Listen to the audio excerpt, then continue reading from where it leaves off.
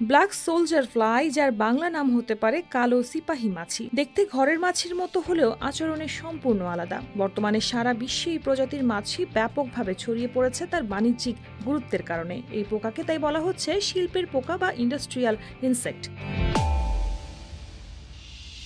কেননা এই পোকা দ্বারা এখন আবর্জনা রিসাইকেল বা পুনর্প্রক্রিয়াজাত করা হচ্ছে এবং খামারে মুরগি ও মাছের খাদ্য হিসেবে তার বাচ্চাদের ব্যবহার করা হচ্ছে। পূর্ণাঙ্গ পোকা প্রায় 16 মিলিমিটার লম্বা, দেহ কালো, ডানার উপর আলো পড়লে চকচক করে, মাথাটা দেহের তুলনায় চওড়া, মাথায় বড় গোলাকার দুটি চোখ রয়েছে, সুর কালো ও খাটো, পা কালো, ডানা কালো ও ঝিল্লির মতো। বসার সময় এরা ডানা ভাঁজ করে পেটের সমান্তরালে রাখে। পূর্ণাঙ্গ মাছি বিভিন্ন বুনো ফুল থেকে মধু খায়।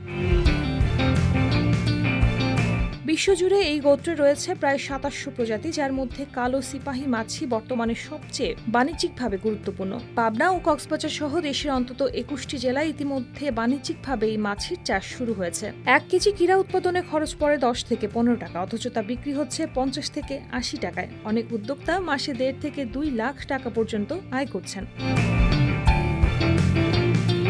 মশারির মতো নেট দিয়ে তৈরি খাঁচায় পচা খাবার বা মুরগির বিষ্ঠা রেখে তাতে পূর্ণাঙ্গ মাছি বা লার্ভা ছাড়া হয়। একটি স্ত্রী মাছি তার জীবনদশায় 200 থেকে 600টি ডিম পারে। সাধারণত 4 দিনের মধ্যে ডিম ফুটে বাচ্চা জন্মায় এবং 20 থেকে 30 দিনের মধ্যে লার্ভা পরিণত হয়ে যায়। এদের জীবনচক্র প্রায় 45 দিনের। বিশ্বের বিভিন্ন দেশে কালো সিপাহী মাছির কিরা তেল বা অ্যান্টিবায়োটিক উৎপাদনেও ব্যবহৃত হচ্ছে।